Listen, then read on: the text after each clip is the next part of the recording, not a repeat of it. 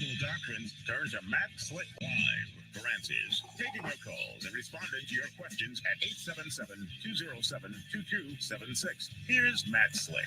Hey everybody, welcome to the show. It's me, Matt Slick. And if you want to give me a call, all you got to do is dial 877-207-2276. Well, hey, why don't you give me a call? And let's see, tomorrow night I'll be doing a thing on Clubhouse, and if you're interested in checking it out, I go in on Wednesdays tomorrow night and I answer questions. And it's about 2 to 3 hours that I do that. Enjoy. It's a different kind of a thing that I do here, in that I get a lot more in depth. Last week, we got in with a guy discussing logic, and he was trying to prove God doesn't exist, and it just didn't work. So I spent about an hour with him. Actually, it was kind of interesting. I always like to learn things from people. All right, let's see. On Thursday night, I'll be teaching a Bible study, Lord willing, and looks like everything's working well. I've been spending time working on intro outros for videos, and I just can't get satisfied with what I produce. But I'm working on it. Once it's done, then the next thing to do is do videos. And so we're right about there. We are right about there. Hey, why don't you give me a call? There's nobody waiting right now. I want you to give me a call, 877-207-2276. And if you don't want to call, but you want to comment or a question for the air, all you got to do is email me at info@carm.org. Info@carm.org. We've got a bunch of questions in there right now, which I can just get to. And there you go. See, really easy. Also, hey, just want to let you know, use my girl voice there. If you are interested in watching and participating in a nice chat, we have stuff going on Facebook, and we also have it in Twitter. I believe we do, right? Isn't that right, guys? I think we do still. And also on Rumble. So we're moving a lot of stuff to Rumble. We're heading and focusing on that because of the censorship that's occurring, particularly in the line of work that I do, religious expression, freedom of expression, things like that. So there you go. And if you want, you can go to rumble.com/Matt Slick Live. Doesn't that sound cool? Matt Slick Live. And if you're a newbie and you're wondering what the show's about, my real name is, drum roll, Matt Slick. And some people don't believe me, but it is. My real name happens to work nicely for radio. And we do apologetics here. What that means is to defend the Christian faith and really just kind of open up all kinds of stuff in discussions. We do politics.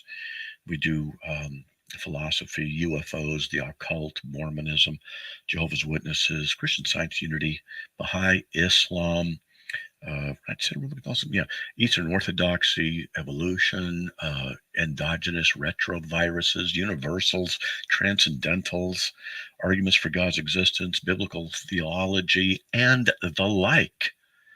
Because I get to study all this kind of stuff. You know what I found out? Here's the thing. I have so much in my head that I have to basically on a weekly basis get into discussions. I do it on the radio, but that's not enough. I have to do it in other venues as well. Otherwise, I start forgetting things. There's just so much in my head that I have to produce a lot of notes. For one thing, I did a lot of notes. I have notes on like, let's see, notes. What I do is 8.5 by 11, work in Microsoft Word. I do notes, stuff on abortion, annihilationism, baptism, biblical apologetics, Black Hebrew Israelite, Calvinism, the canon, Catholicism, Eastern Orthodoxy, government groups, Islam, stuff on, hey, look at that. That was there. Judaism, working in all kinds of things. The one in the many. That's an interesting topic, the one in the many. And I was using that, defining it and going through, trying to help people understand some of the things that are going on there with the one in the many. And so philosophy, a lot of times the atheists, because their grounding is not in God, their grounding has to be in human wisdom. And so they use philosophy. The problem with that is they can't justify why the logic they use in philosophy works. See, it's really interesting because the philosophy that they use has to have logic, has to have rules and things like that. But what are these universal rules that everybody's appealing to? Where do they come from? That's the question. It's always a good question to ask them. Hold on, we drink a coffee here. Oh, yes. Good coffee. All right. I think, yes, that's right. We got that going. And let me do some questions here and some comments from the email because nobody's calling right now. 877 207 2276. Let's see. Okay, not that one, not that one. How about Matt? Yesterday, mother of two. Oh, yeah, I get it. Yeah, that's right. We already talked about that one. Yeah, okay. So let's see. Okay, I'm going through stuff. Oh, there's some stuff. What's really nice is that when I ask for information on things, a lot of times people come up with some really good stuff. And one of the things I need to do is get information on the wedding feast stuff to document it, because a lot of people are not aware of that. And people provided links and documentation. All right, I asked you on Clubhouse about Scripture and the Doctrines of Grace. You offered to send me stuff on Reformed theology. I think I did send that to the person. Let's see. Okay, but yeah, I think I've answered a lot of these questions here. How could you help me with a few? Okay. Will people get tricked into taking the mark of the beast? So, all right, we're talking about the return of Christ here, and a lot of people. I'm going to just step on toes because this just makes people. I think it roll their eyes. I can just see it in the car rolling their eyes. Here he goes again.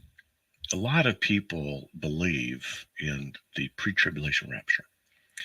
And I think that the reason they do is because it's convenient and it's easy to believe.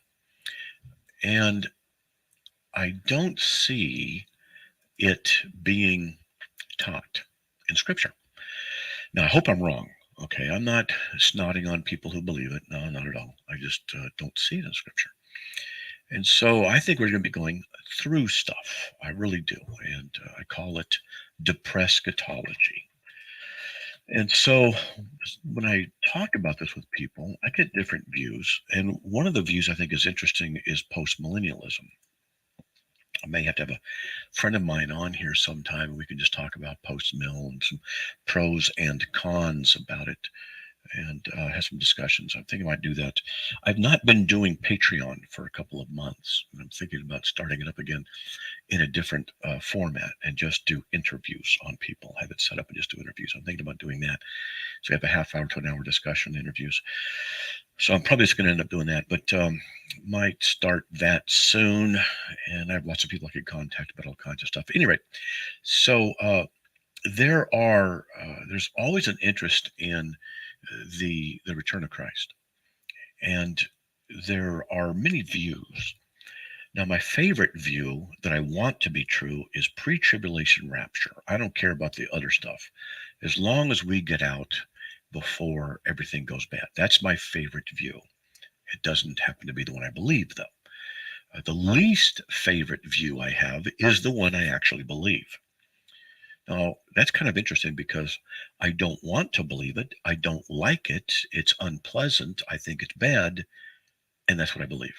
And what I believe is that we are going to go through the tribulation.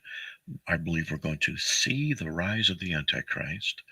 And I believe that we are going to experience persecution. That's not a common thing that's taught in churches today. And I can't help but wonder if the reason, I'm not judging, I'm just thinking out loud.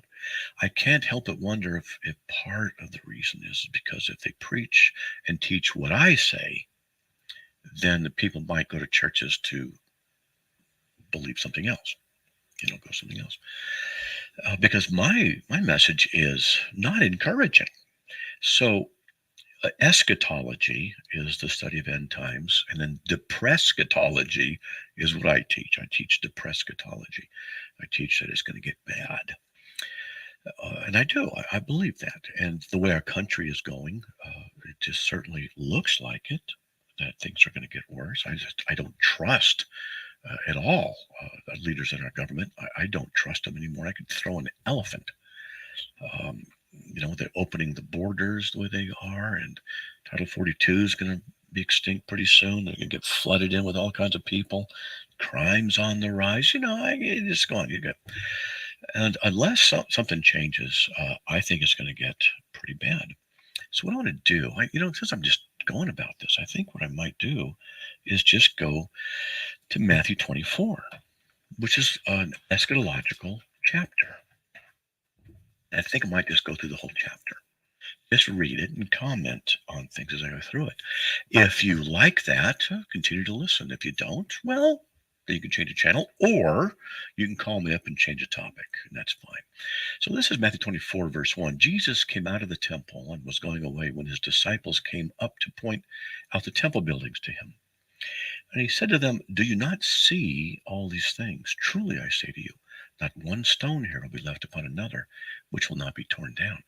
So just 2 months ago, I was in Israel, and we went to the place where we saw those very stones that were toppled. We saw them. We saw the pile of stones. It was really interesting. Anyway, as he was sitting on the Mount of Olives, and we've been there too, but the Mount of Olives, it's really cool. And I actually brought back, I didn't pick anything off of trees, but there was a limb that was fallen. And so I picked up some of the olive leaves, and I have them here. So these are actual olive leaves that I got from the Mount of Olives. How about that? Anyway, so he was sitting there in the Mount of Olives, and the disciples came to him privately, saying, "Tell us, when will these things happen, and what will be the sign of your coming and the end of the age?" So that's what's really important. So sometimes the preterists will say that 70 AD is when this was completed. The stones were torn down in 70 AD, which they were. So the preterists say, well, all this was fulfilled then. But notice what they asked him. What will be the sign of your coming? When will all these things happen? That includes the stones being thrown down. And what will be the sign of your coming?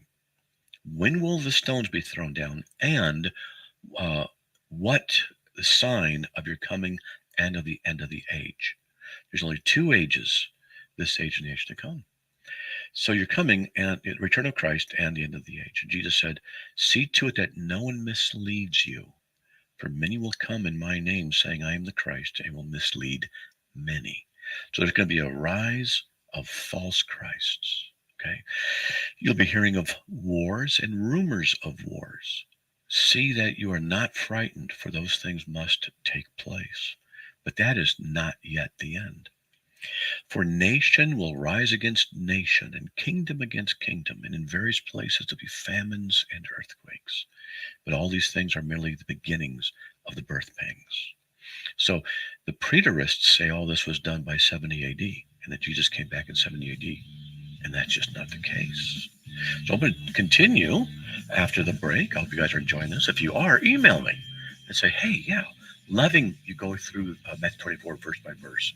I want to hear. I want to know if that's what you like. So anyway, hey, folks, I'll be right back after these messages. Please stay tuned.